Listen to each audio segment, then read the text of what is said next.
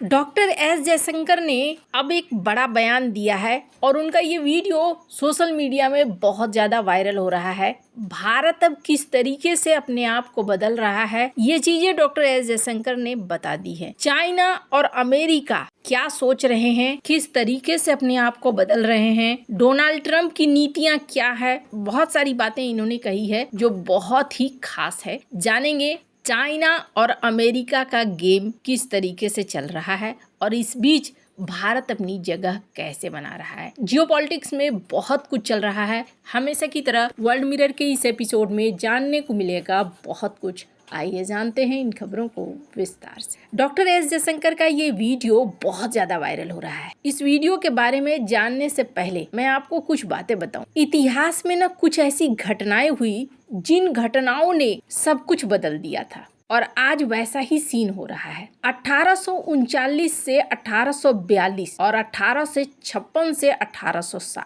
ये एक ऐसा समय था जब यूके बहुत ज्यादा शक्तिशाली हुआ करता था। यूके और चीन के बीच में युद्ध हुआ और इसका प्रभाव किस पर पड़ा? अमेरिका पर पड़ा। चाइना को जबरन बंदरगाह खोलने पड़े। ये युद्ध किस नाम से जाना गया? ओपियम युद्ध, अफीम का युद्ध। यूके ने उस वक्त ऐसी संधियां की जो असमान थी, मानने लायक नहीं थी, लेकिन अमेरिका ने भी इसका लाभ उठाया। ये उदाहरण दिखाता है कि कैसे पश्चिमी शक्तियां ने चीन को अपने नियमों में बांधा। मतलब मेरे हिसाब से चलो, मैं जो नियम बना रहा हूँ वही नियम तुम्हें मानना पड़ेगा। फिर आता है 1972। निक्सन पहुंचते हैं चाइना और अपनी नई डिप्लोमेसी शुरू करते हैं। अमेरिकी राष्ट्रपति रिचर्ड निक्सन की ऐतिहासिक यात्रा शुरू होती है और उस समय अमेरिका के लिए खतरा कौन बन गया था? सोवियत संघ। सोवियत संघ के खिलाफ उन्हें एक ऐसा देश चाहिए था जो मजबूत रहे और लड़े सोवियत संघ से। अमेरिका के साथ सबसे बड़ी दिक्कत ये है ना, अमेरिका ज्यादातर कोशिश ये करता है कि कोई दूसरा लड़े उनके लिए। इसके लिए चाइना ने शर्त रख दी कि भाई हम तो बहुत गरीब हैं, पहले हमें अमीर बनाओ। और फिर अमेरिका चीन व्यापार शुरू हुआ और अमेरिका चीन व्यापार 500 अरब डॉलर से अधिक हो गया है। अधिक इतना हो गया कि अब चाइना आर्थिक तौर पर मजबूत हो गया। अब इन्होंने ये कोशिश करी थी कि सोवियत के खतरे से बचा जाए, लेकिन अब क्या हो गया? साल 2008 के बाद जो संकट आया था, आर्थिक संकट, उस समय सस्ते सस्ते माल चाइना ने अमेरिका में भरे और अमेरिका खुश हो गया। लेकिन उसके बाद अमेरिका को लगने लगा कि ये मैन्युफैक्चरिंग हब बन रहा है, ये एक खतरा है। साल 2018 में ट्रंप आए, उन्होंने चाइना पर टैरिफ लगा दिया और अब दुनिया बदल चुकी है। अब का सीन क्या है? अब का सीन ये है कि डोनाल्ड ट्रंप को समझ में नहीं आ रहा है इस कार्यकाल में कि अपनी अर्थव्यवस्था कैसे बचाएं। वो अपने आप को बचाने के लिए अब कुछ ऐसे नियम ला रहे हैं जो नियम अमेरिका के हितों को प्राथमिकता दे। अब दुश्मन, दोस्त, ये सब कुछ खत्म कर दिया है डोनाल्ड ट्रंप ने। और डोनाल्ड ट्रंप एक ऐसी नीति पर चल रहे हैं कि भाई मुझे हर हाल में पैसे चाहिए, मेरे देश को पैसा चाहिए। अब इसका एक उदाहरण देखिए। चाइना के साथ ट्रेड वॉर में फंसा हुआ है अमेरिका और इस बीच अमेरिका ने क्या निर्णय लिया? जापान से हम अपनी टॉमहॉक मिसाइलों को निकाल लेंगे। गॉर्डन चांग ये कहते हैं कि ये अमेरिका की सबसे बड़ी गलती है। अमेरिका अगर ये सोच रहा है कि जापान से निकालने के बाद चाइना का जो आक्रामक रवैया है वो कम हो जाएगा, तो ऐसा नहीं होने वाला है। हालांकि ये बात बिल्कुल सही भी है। अब चाइना क्या कह रहा है? चाइना जापान को कह रहा है माफी मांगो, जबकि जापान ने अपनी भाषा को संयमित कर लिया है, लेकिन फिर भी ये कह रहे हैं कि नहीं, माफी तो तुम्हें मांगनी होगी। मतलब चाइना अब अपने रूल पर खेल रहा है। अब इन बदलते हुए सीन में भारत क्या कर रहा है? डॉक्टर एस जयशंकर ने यही बात अपने वीडियो में बताई है। स्क्रीन पर इस वीडियो को सुनिए। On one basis rather than through regimes. China has long played by its own rules and is now doing so even more.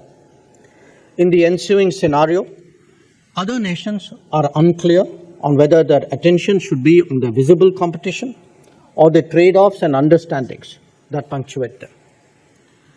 Faced with such pulls and pressures of globalization, of fragmentation, and of supply insecurity, the rest of the world responds by hedging against all contingencies. यहाँ पर इन्होंने clear किया है कि देखो China ना शुरू से अपने नियमों से खेलता आया, अपने हिसाब से चलता आया। अमेरिका भले ये सोचकर उसकी मदद करता रहा कि ये हमारे हिसाब से चलेगा, लेकिन चाइना ने अपने नियम बनाए। अब वो और ज्यादा कठोरता से अपने नियमों को मनवा रहा है। क्यों? क्योंकि पूरे सप्लाई चेन पर उसने कब्जा कर रखा है, सप्लाई चेन को अपने हिसाब से ढाल लिया है। अगर तुम्हें सामान चाहिए तो हमारे नियम के अनुसार चलो, वरना नहीं चलो। फिर इन्होंने अमेरिका को लेकर कहा कि अमेरिका की नीतियां अब बदल गई हैं। अमेरिका 1 to 1 चल रहा है। तुम मेरे दोस्त दुश्मन नहीं हो, यूरोप शुरोप वो खत्म हो गया। मुझे जो फायदा हो रहा है उस पर बात करो, 1 to 1 बात करो। ये सीन आ रहा है। इस पर भारत क्या कर रहा है? डॉक्टर एस जयशंकर ने इस बात का जवाब भी दिया कि भारत किस तरह से आगे बढ़ रहा है। भारत वही फॉर्मूला अपना रहा है जो फॉर्मूला कभी चाइना ने अपनाया था। डॉक्टर एस जयशंकर ने इस लाइन को सीधे नहीं कहा, लेकिन इन्होंने उस तरफ इशारा कर दिया है। कैसे? अभी भारत शांति से फोकस कर रहा है अपनी इकोनॉमी पर। और अभी की स्थिति देखिए, डोनाल्ड ट्रंप ने टैरिफ पे टैरिफ लगा दिया, लेकिन क्या स्थिति हो गई है?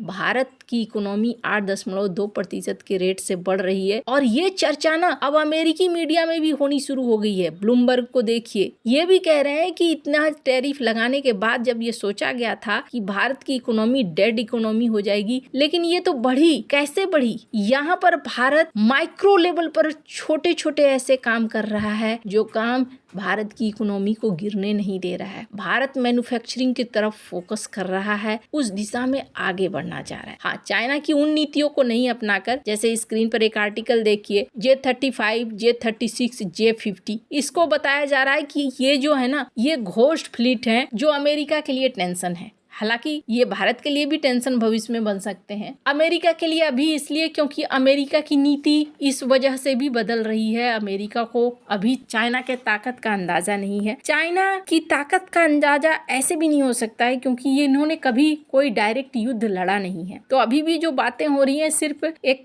कल्पना के जरिए हो रहा है कि हाँ, हो सकता है जो J-35 बनाया है चाइना ने वो अमेरिका के बराबर होगा F-35 के। अभी चाइना के कई टेक्नोलॉजी को लेकर कहा जा रहा है, J-35, KJ-3000, J-50, J-36, WZ-7, ये वो है। इनमें से कुछ है स्टील्थ विमान, कुछ है रडार और कुछ है अर्ली वार्निंग सिस्टम। कहा जा रहा है कि इन सबको बनाने के लिए चाइना ने जो फॉर्मूला अपनाया है वो किसी न किसी तरीके से अमेरिका से हासिल किया है। जैसे F-117 नाइट हॉक 1980 के दौर का पहला अमेरिका का स्टील्थ फाइटर जेट था, जिसने गल्फ युद्ध में इराकी रक्षा भेज दिया था। और चाइना को ये बड़ी आसानी से सर्बिया में मिल गया था। जब साल 2006 में इसका एक मलबा गिरा तो इसकी तस्वीरें चीनी इंजीनियरों के पास पहुंची और कहा जा रहा है कि J-20 में इसकी झलक है, वही J-35 में F-35 की झलक है। बहुत सारे इल्जाम लगते हैं चाइना के ऊपर कि चाइना ने कई सारी चीजें